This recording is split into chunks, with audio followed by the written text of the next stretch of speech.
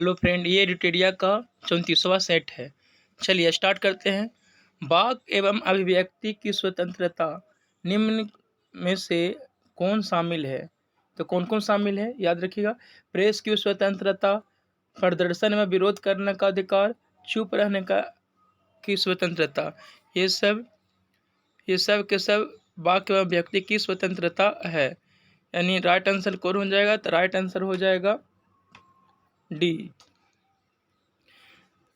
संविधान के किस अनुच्छेद में वर्णित है कि राज्य न्यायपालिका को कार्यपालिका से पृथक करेगा? अनुच्छेद 50। अनुच्छेद 50 में राज्य न्यायपालिका और कार्य न्यायपालिका दोनों अलग होता है। अनुच्छेद 51 में अंतर्राष्ट्रीय शांति के बारे में बात किया गया है। अनुच्छेद अगर 51 के का की बात करें तो अनुच्छेद 51 के का में मौलिक कर्तव्य है। मौलिक कर्तव्य कहाँ से लिया गया है? तो रूस से लिया गया है। मौलिक कर्तव्य रूस से लिया गया है। जबकि वही मौलिक अधिकार की बात करें तो अब मौलिक अधिकार कहाँ से लिया गया? मौलिक अधिकार अमेरिका से लिया गया है। ठीक है। मूल संविधान में मौलिक अधिकार की संख्या 7 थी, लेकिन वर्तमान में मौलिक अधिकार की संख्या 6 है। उसी तरह से याद रखिएगा, मूल संविधान में मौलिक कर्तव्य नहीं था। 42वां संविधान संशोधन 1976 के द्वारा टोटल 10 मौलिक कर्तव्य शामिल हुआ। 11वां मौलिक कर्तव्य जुटा था 2002 में। 26वां संविधान संशोधन के द्वारा 2002 में शिक्षा का 11वां मौलिक कर्तव्य जुटा। चलिए नेक्स्ट क्वेश्चन बात कर लेते हैं। भारत की संसद किससे मिलकर बनती है? तो भारत की संसद के 3 अंग हैं। 3 अंग हैं कौन कौन? लोकसभा, राज्यसभा और राष्ट्रपति। लोकसभा का वर्णन अनुच्छेद 81 में किया गया है, राज्यसभा का वर्णन 80 में, और संसद का वर्णन 79 में, और राष्ट्रपति का वर्णन अनुच्छेद 52 में। उपराष्ट्रपति, भारत का एक उपराष्ट्रपति होगा, अनुच्छेद 63 में इसका वर्णन किया गया है। लेकिन याद रखिएगा, अगर संसद के सदन पूछे तो संसद के 2 ही सदन हैं, एक उच्च सदन और एक निम्न सदन। लोकसभा को निम्न सदन कहा जाता है और राज्यसभा को उच्च सदन कहा जाता है। संविधान सभा के मूल अधिकारों, अल्पसंख्यकों एवं जनजातियों तथा बहिष्कृत प्रभावित क्षेत्रों के लिए परामर्शदाता समिति के अध्यक्ष कौन थे? सरदार पटेल। सरदार पटेल को लौह पुरुष के नाम से भी जाना जाता है और इन्हीं के जन्मदिन पर राष्ट्रीय एकता दिवस 31 अक्टूबर को मनाया जाता है। कौन सा कथन प्रस्तावना के संदर्भ में सही है? प्रस्तावना संविधान का एक भाग है। ये केशवानंद भारती विवाद केस में कहा गया। प्रस्तावना संविधान का एक भाग है, यह केशवानंद भारती केस में कहा गया। ठीक है, कहा गया। याद रखिएगा, बेरूवारीवाद में कहा गया कि बेरूवारीवाद केस जो 1960 में आया था उसमें कहा गया प्रस्तावना संविधान का हिस्सा नहीं है। संविधान का हिस्सा नहीं है। चलिए नेक्स्ट पॉइंट है, देश के शासन में मूलभूत है और विधि बनाने में इन तत्वों का लागू करना राज्य का कर्तव्य हो गया। ये किस अनुच्छेद में कहा गया है? राज्य के नीति निर्देशक तत्व में। राज्य के नीति निर्देशक तत्व आयरलैंड के संविधान से लिया गया है। मूल अधिकार अमेरिका से लिया गया है। मूल अधिकार भाग 3 में है। मूल कर्तव्य रूस से लिया गया है और मूल कर्तव्य भाग 4 के काम में है। मूल कर्तव्य भाग 4 के काम में है।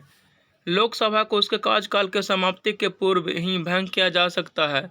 मंत्रिपरिषद के सलाह पर राष्ट्रपति उसे लोकसभा के कार्यकाल पूरा होने से पहले उसे भंग कर सकते हैं।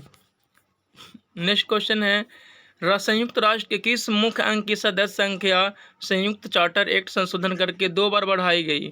आर्थिक एवं सामाजिक परिषद के द्वारा। कि संविधान संशोधन अधिनियम में प्रावधान किया गया कि राष्ट्रपति राष्ट्रीय आपातकाल की घोषणा केवल मंत्रिमंडल के लिखित सिफारिश प्राप्त होने पर ही कर सकते हैं। 44वां संविधान संशोधन 1978 इसमें कहा गया। 42वां संविधान संशोधन 1976 हुआ था, 76 में हुआ था, जिसमें मौलिक कर्तव्य 10 मौलिक कर्तव्य जुटा था। एमाइलेज एंजाइम का स्राव किसके द्वारा होता है? तो एमाइलेज एंजाइम का स्राव अग्नाशय के द्वारा होता है। वृक्क के बाहरी तथा भीतरी भाग को क्रमशः कहते हैं। वृक्क के बाहरी भाग को कोर्टेक्स और भीतरी भाग को मेडुला कहा जाता है। रक्त शर्करा को नियंत्रित करने के लिए इंसुलिन का स्रावन किस ग्रंथि से होता है? अग्नाशय से। इंसुलिन के अधिक स्राव होने से मधुमेह नामक रोग हो जाता है, जिसे चिनिया रोग भी कहते हैं।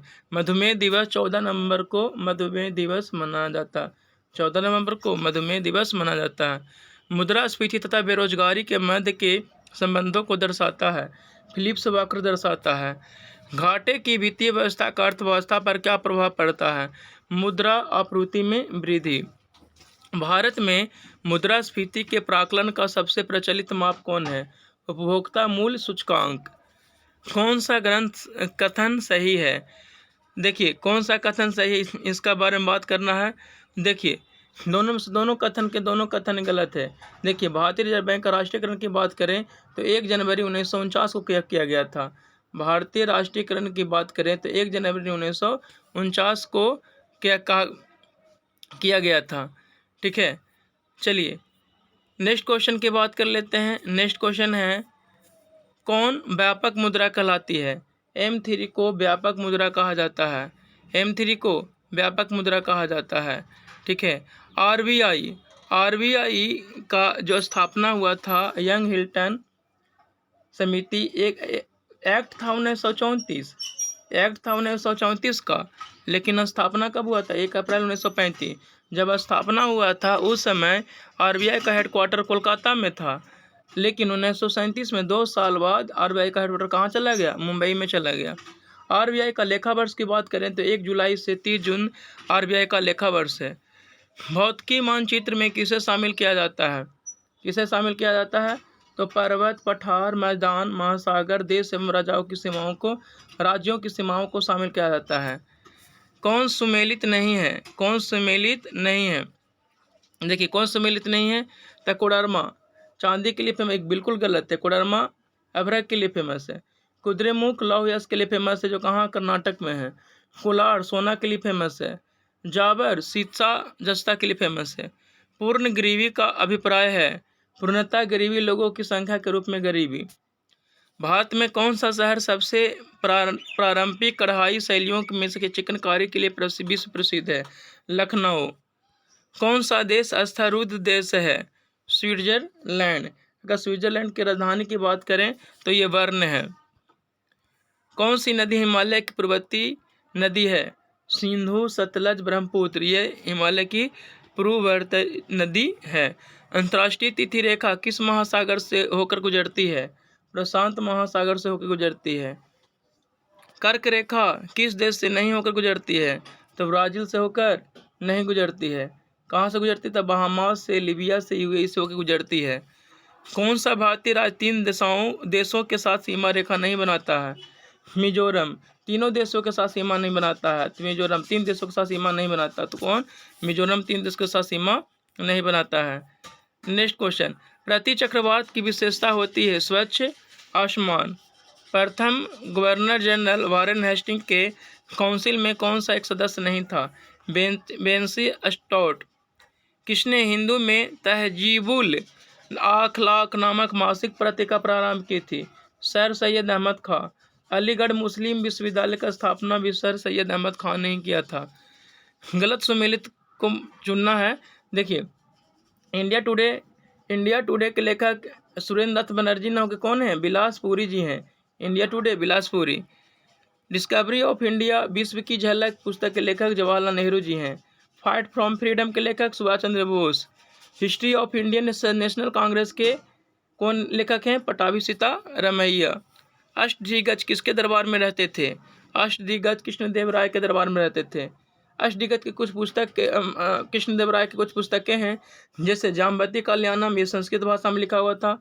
अमुक्तमाल्याद, ये तेलुगु भाषा में लिखा था। कृष्णदेव के राय की ये पुस्तकें हैं। पहली बार किसी के सती होने का प्रमाण कहाँ से प्राप्त होता है? भानुगुप्त के हिरण्य अभिलेख से प्राप्त होता है। सती प्रथा का अंत 1829 में किया गया। विलियम बेंटिक और राजा राममोहन मिलकर सती प्रथा 1829 में समाप्त करते हैं। इस युद्ध के पश्चात बाबर ने गाजी की उपाधि धारण की। खानवा युद्ध के बाद बाबर ने गाजी की उपाधि धारण की। पूरा पाषाण युग के प्राप्त उपकरणों पर विचार कीजिए। तो कौन कौन सही है? तो बेधक, खुरचनी, हाथी की कुल्हाड़ी। भारत की सुप्रीम कोर्ट में न्यायाधीश की संख्या कैसे बढ़ाई जा सकती है? संसदीय कानून द्वारा। लाठी क्लब की स्थापना किसने की थी? बाल गंगाधर तिलक ने लाठी क्लब की स्थापना की थी। कौन सा चतुराई पूर्ण सक्रियता की नीति के साथ जुड़ा हुआ है? Lord John Lawrence. हड़प की नीति लॉर्ड डलहौजी ने अपनाया था। किस सिख गुरु ने अकाल तख्त की स्थापना की थी? हरगोविंद ने। जालियांवाला हत्याकांड के विरोध में वायसराय की कार्यकारिणी परिषद की सदस्यता से किसने इस्तीफा दिया था? शंकर नारायण ने। जालियांवाला हत्याकांड 13 अप्रैल 1919 को हुआ था। जालियांवाला हत्याकांड 13 अप्रैल 1919 को हुआ था। प्रथम दिल्ली दरबार का आयोजन किस गवर्नर जनरल के काल में किया गया था? लॉर्ड लिटन के समय में किया गया था। देखिए, प्रथम दिल्ली सम्मेलन 1887 में 1877 में, द्वितीय 1903 में और तृतीय 1911 में हुआ था। शक्ति का विमीय सूत्र है ML2T-3। किस रंग के प्रकाश का पौधों द्वारा तीव्र अवशोषण होता है? नीला एवं लाल। गन मेटल किसका मिश्र धातु है? कॉपर जिंक और टीन का मिश्र धातु है। कौन? Gun metal. किस उत्प्रेरक की उपस्थिति में खाद्य वनस्पति तेल वसा परिवर्तित किए जाते हैं? निकेल। नेत्रदान में कौन सा भाग दिया जाता है? कॉर्निया। नेत्रदान में कौन सा भाग दिया जाता है? कॉर्निया दान दिया जाता है। कौन सही नहीं है? आर्द्रता के बढ़ने से वायु में ध्वनि का वेग कम होता है। बिल्कुल गलत है। आर्द्रता बढ़ाइएगा ध्वनि का वेग क्या हो जाएगा? बढ़ जाता है। प्रत्यावर्ती धारा को दिश धारा में बदलने के लिए किसका प्रयोग करते हैं? तो रेक्टिफायर का प्रयोग करते हैं। लाइपेज वसा विघटन करता है एंजाइम। ट्रिप्सिन प्रोटीन का पाचन करता है। एमाइलेज ये कार्बोहाइड्रेट का पाचन करता है। इरेप्सिन पॉलीपेप्टाइड को अमीनो अम्ल में बदलता है। कवियों का कवि किसे कहा जाता है? शमशेर बहादुर सिंह। कांग्रेस ने अपना पूर्ण स्वराज का लक्ष्य निर्धारित किया था 1929 के लाहौर अधिवेशन में, जिसके अध्यक्ष कौन थे? जवाहरलाल नेहरू। कांग्रेस द्वारा पहला स्वाधीनता दिवस कब मनाया गया? 26 जनवरी 1930 को। दांडी मार्च की शुरुआत 12 मार्च 1930 को हुई थी। गांधी के 78 समर्थकों ने दांडी मार्च की शुरुआत की थी। कब की थी? तो 12 मार्च 1930 को। 6 अप्रैल 1930 को गांधी ने दांडी पहुंचकर नमक कानून को तोड़ा। यहाँ से सबने अवैध आंदोलन की शुरुआत की। सुभाष चंद्र बोस ने गांधी जी के नमक सत्याग्रह की तुलना नेपोलियन के एलेवा के से पेरिस यात्रा से की है। कांग्रेस के 1931 में हुए अधिवेशन की अध्यक्षता सरदार वल्लभ भाई पटेल ने किया था। इस अधिवेशन के दौरान गांधी ने कहा था, गांधी मर सकते हैं परंतु गतिवाद नहीं। इस अधिवेशन में जवाहरलाल नेहरू ने मूल अधिकारों का संकल्प प्रारूपित किया था। चलिए, आज के सेट समाप्त होता है। जय हिंद।